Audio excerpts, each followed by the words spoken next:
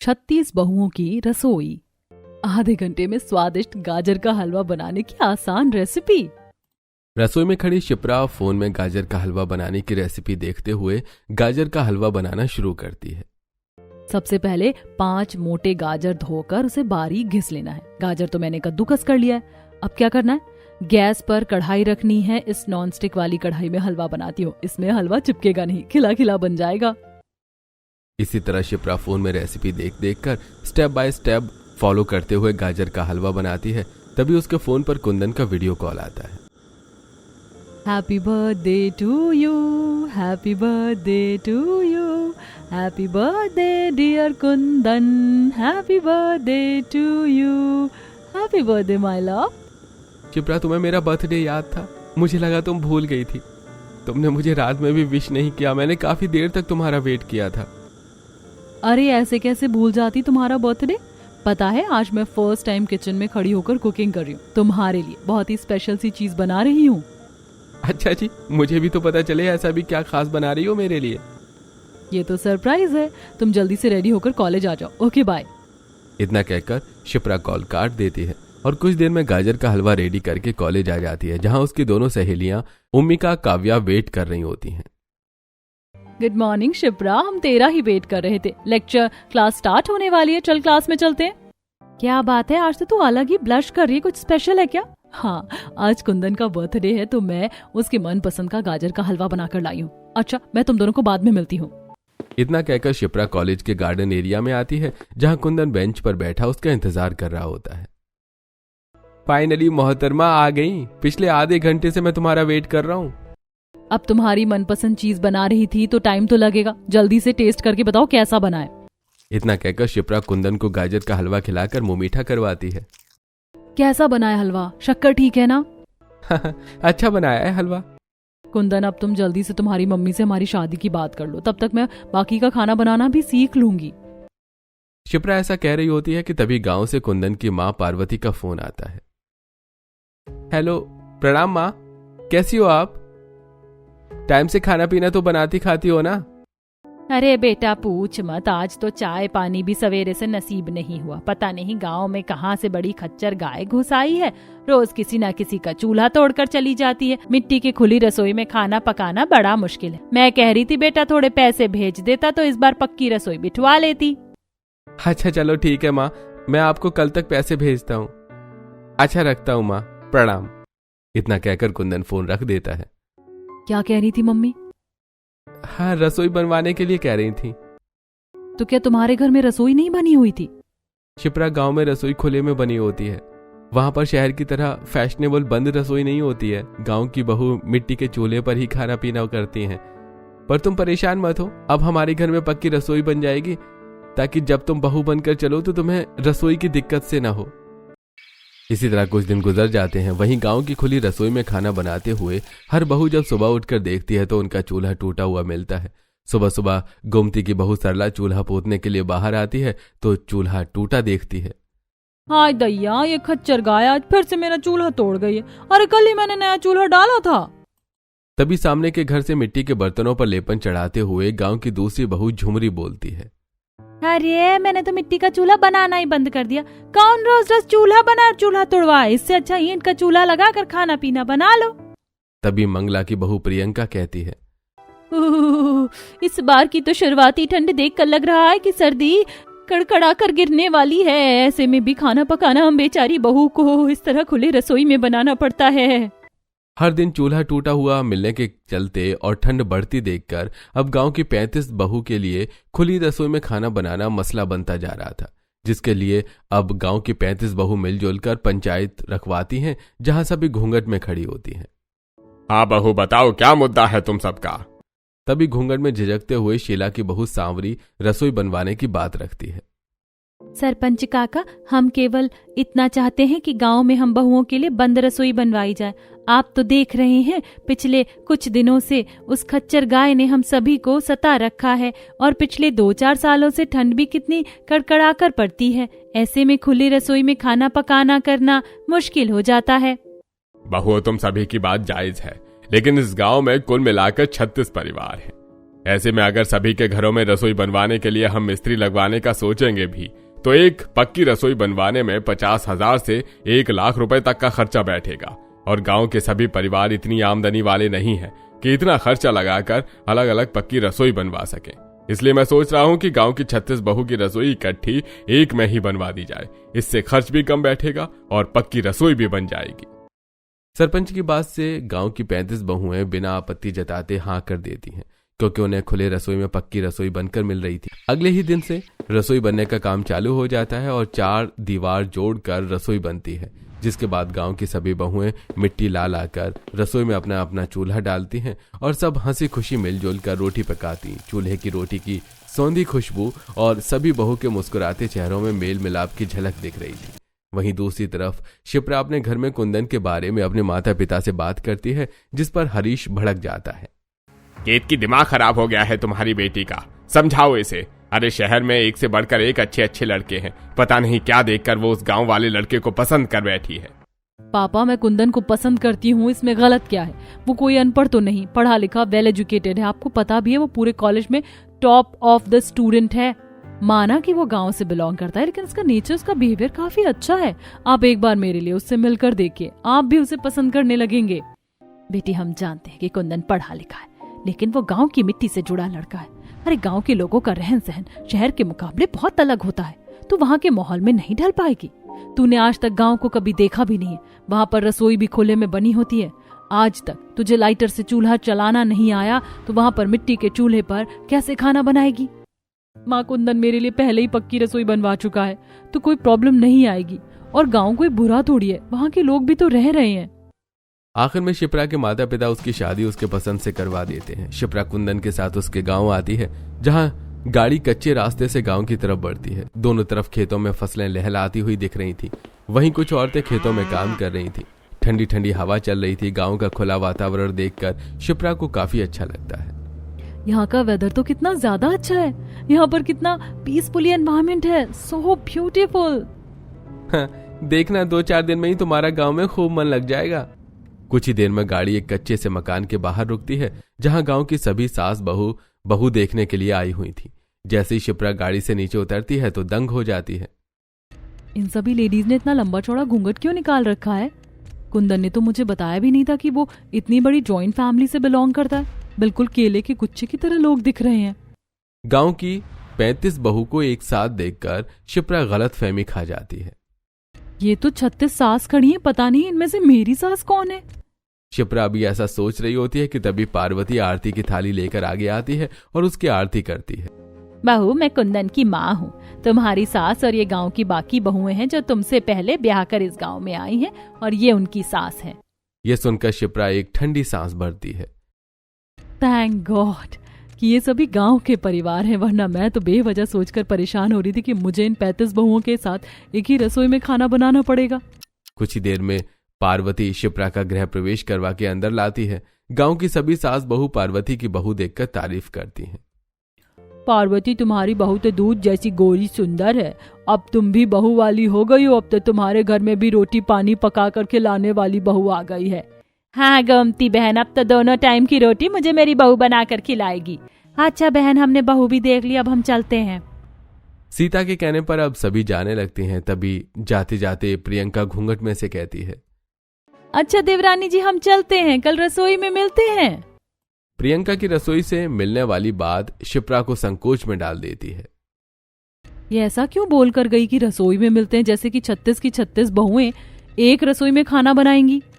इसी तरह से अगला दिन शुरू होता है। शिप्रा ठंड में जल्दी सुबह उठकर घर साफ सुथरा करके नहा धो लेती है।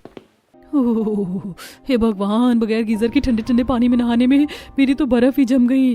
फटाफट से जाकर गर्मा गर्म चाय बनाकर पी लेती हूँ, शरीर में थोड़ी गर्माहट आएगी। शिप्रा चाय बनाने के लिए घर में रसोई देखने लगती है, लेकिन ना तो उसे चूल्हा मिलता है और ना ही रसोई नजर आती है। पूरा कमरा, घर, आंगन, हर जगह छान मार लिया, लेकिन रसोई चूल्हा कहीं पर भी नहीं दिख रहा। कहीं मेरा ससुराल बिना रसोई का तो नहीं है? ससुराल में रसोई चूल्हा न दिखने पर शिप्रा काफी ज्यादा कश्मकश में आ जाती है। तभी उसे घर के पीछे वाली दीवार से सास पार्वती गोबर के उपले उखाड़ते हुए दिखती है। मम्मी जी, आप यहाँ पर हैं? हाँ बहू, आज तेरी चूल्हा चढ़ाई की रस्म है ना, इसीलिए मैं सूखे सूखे उपले निकाल रही थी। आज 36 तरीके के पूरी पकवान बनाने के लिए उपले भी तो ज्यादा लगेंगे। मम्मी जी आप मुझे रसोई दिखा दीजिए, तब तक मैं तैयारी कर लेती हूँ। मैं कब से रसोई ढूंढ रही हूँ लेकिन रसोई मुझे मिली नहीं। बहू, रसोड़ा घर में बना होगा तब तो तुझे दिखेगा। मम्मी जी घर में रसोई नहीं बनी तो क्या मुझे बिना रसोई के खुले में खाना बनाना पड़ेगा? अरे नहीं नहीं बहू, चल मैं तुझको चलकर रसोई दिखाती हूँ। तू सारा सामान टोकरी में सहेज ले। पार्वती के बोलने पर शिप्रा खाना पकाने का सारा सामान, आटा, दाल, शक्कर, बर्तन, तेल, मसाले, माचिस सब कुछ लेकर गांव के बीचों बीच बनी बड़ी सी रसोई में लाती है, जहां सभी बहू ने अपने अपने परिवार के हिसाब से चूल्हे बना रखे थे। तो कहीं 2 मुंह वाला चूल्हा दिख रहा था, जहां गांव की 35 बहुएं एक ही बड़ी सी रसोई में इकट्ठी खाना बना रही होती हैं, जिसे देखकर शिप्रा काफी ज्यादा शॉकिंग रिएक्शन करती है। अरे सांवरी बहन, तुम मसाला पीस रही हो ना, जरा मेरा भी ये मसाला पीस दोगी? चूल्हे की आंच काफी ज्यादा तेज है, मैं मसाला पीसने जाऊंगी तो सब्जी फटसट हो जाएगी। अरे सरला बहन, ये भी कोई पूछने वाली बात है? अब मैं सिलबट्टे के आगे बैठी हूँ तो तुम्हारा भी मसाला लगे हाथ पीस दूंगी। तुम बस मेरी सब्जी चला देना। अब 36 बहू की एक ही रसोई है और वैसे भी मिलजुल कर बनाने से खाना जल्दी बन जाता है। जहां गांव के रहन सहन में ढल चुकी 35 बहू के लिए एक रसोई में खाना पकाना करना बहुत ही मेलजोल था, वहीं 36 बहू वाली एक रसोई देखकर शिप्रा की शक्ल बनी हुई थी। अरे ये रसोई है या धर्मशाला? 36 बहू के लिए बस एक रसोई बनवा रखी है और इस चूल्हे से बिल्कुल चिमनी की तरह धुआं धुआं मच रहा है। मेरे बस की नहीं है इस 36 बहू वाली रसोई में खाना बनाना। अरे शिप्रा बहू, क्या हो गया?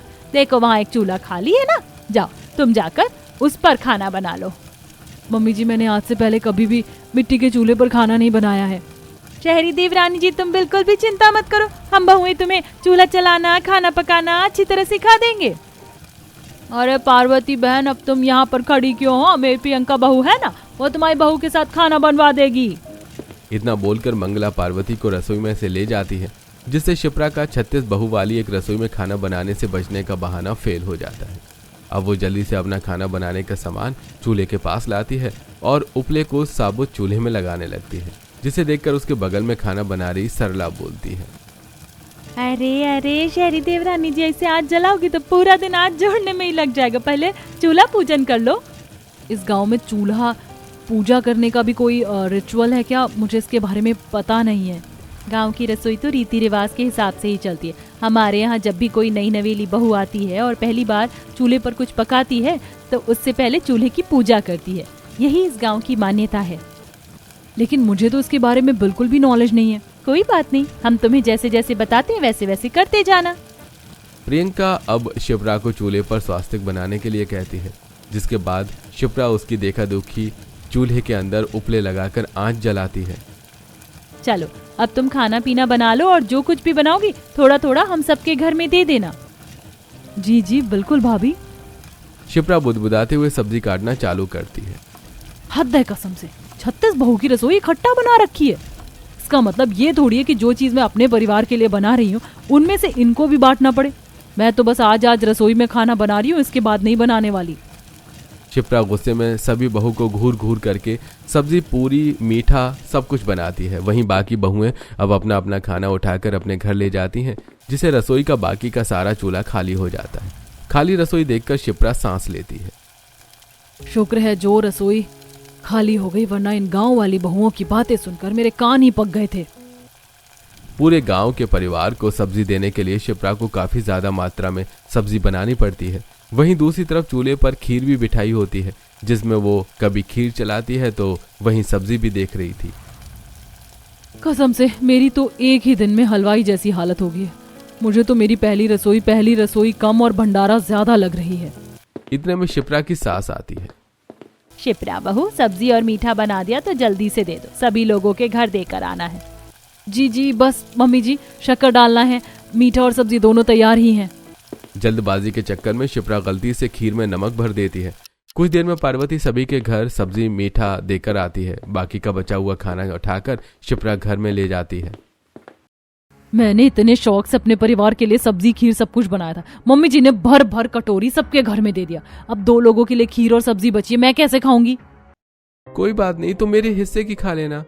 अरे गुस्सा मत करो, ये गांव है और हमारा गांव के सभी घर परिवार से खान पान चलता है। जिनके घर से हम खाते हैं उनको देना भी तो पड़ेगा ना। तो क्या जरूरत है खाने पीने की लेन देन रखने की? अरे 36 बहुओं की एक रसोई बनवा रखी है, सभी अपने परिवार को बनाकर खिला सकती हैं। शिप्रा के अंदर कटाव भरा आचरण देखकर कुंदन को काफी खराब सा लगता है। इस तरह अब कुछ दिन बीत जाते हैं। एक दिन शिप्रा सभी बहू के साथ रसोई में खाना बना रही होती है। तभी प्रियंका के दोनों बच्चे मुन्नी सोनू आकर खड़े हो जाते हैं। आंटी आंटी, आप पनीर की सब्जी बना रही हो? पनीर की सब्जी मुझे बहुत पसंद है, मुझको भी थोड़ी दे देना। मुन्नी मुन्नी देख, अभी तो आंटी पूरी भी बनाएंगी, आंटी हमको भी पूरी दे देना। रसोई में बाकी सभी बहू को मौजूद खाना बनाते देखकर शिप्रा नॉर्मल होकर दिखाती है।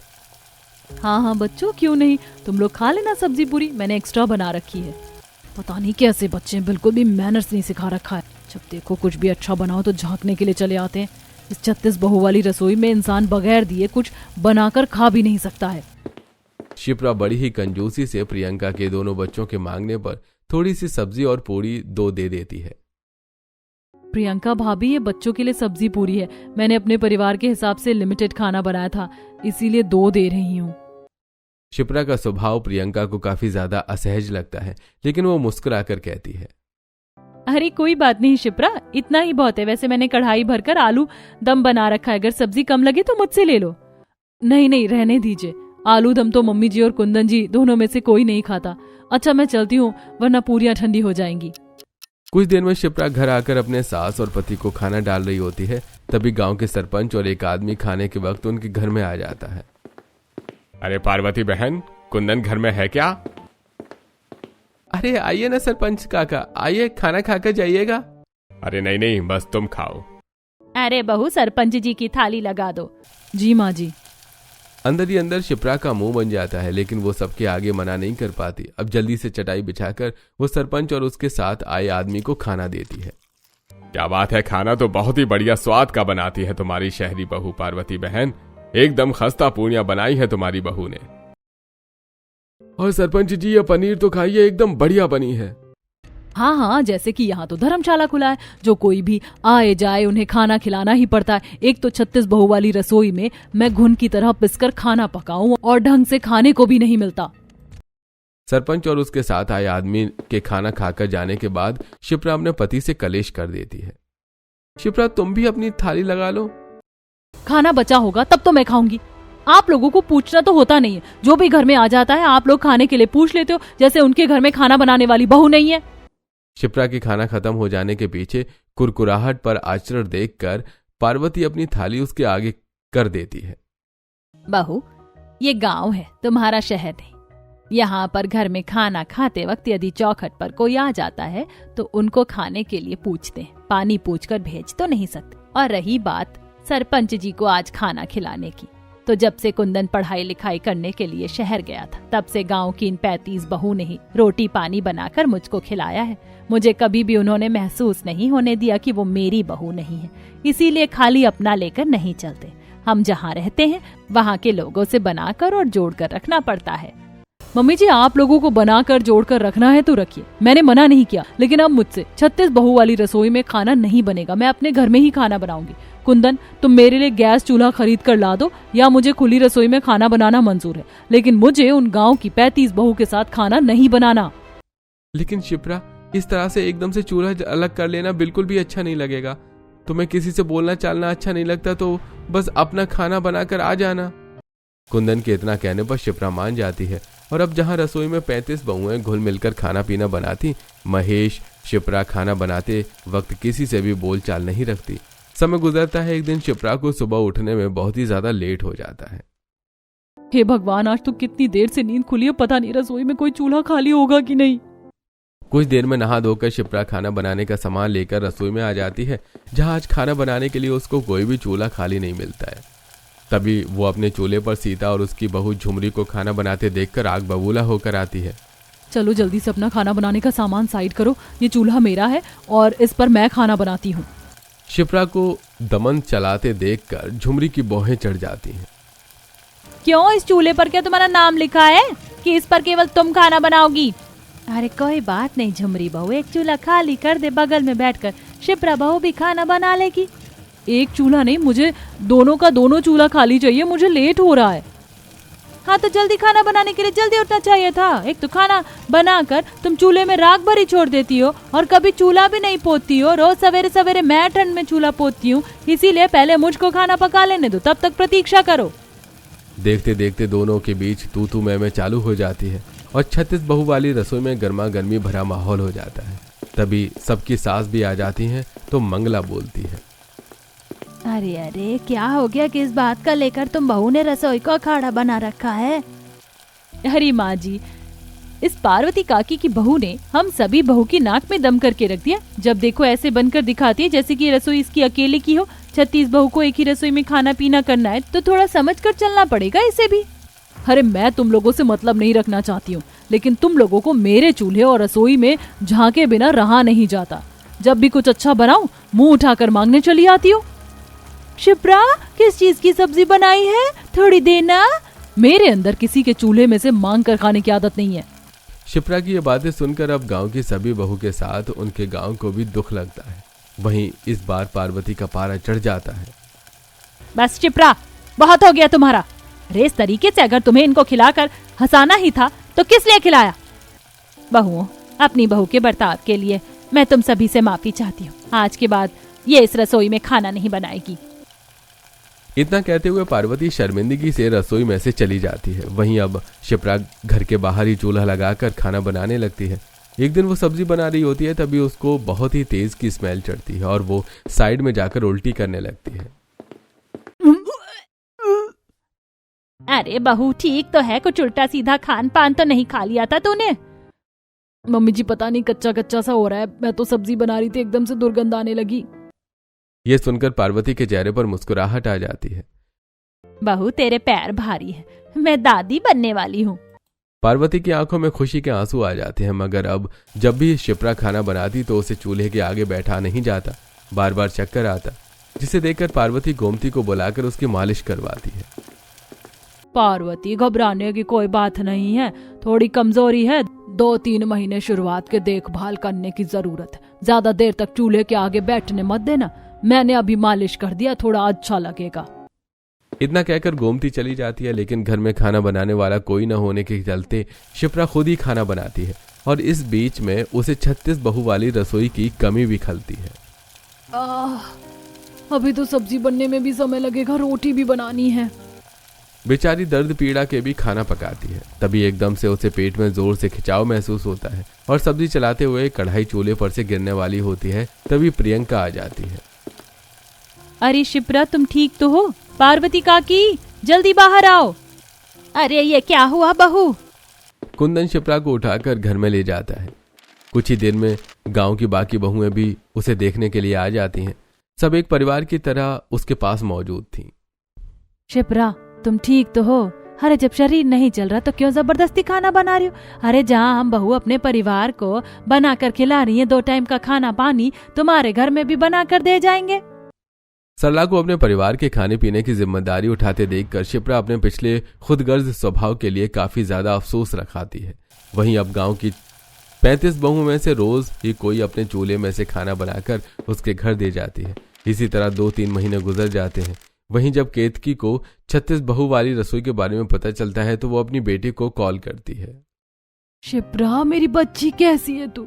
मैं और तेरे पापा तुझको लेने के लिए आ रहे। तुझको कोई जरूरत नहीं है उस 36 बहू वाली रसोई में खाना बनाकर सबको खिलाने की। हम तुझे अपने पास रखेंगे। नहीं माँ, आप और पापा मत आना, मैं यहाँ बहुत ही सुखी से हूँ।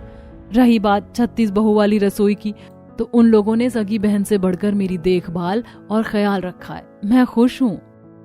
धीरे धीरे शिप्रा पूरे मन से 36 बहू वाली रसोई में घुल मिल जाती है और अब उसका मन भी लग जाता है। सभी जब भी कुछ खास बनाती तो एक दूसरे के परिवार में थोड़े में थोड़ा जरूर दिया करती।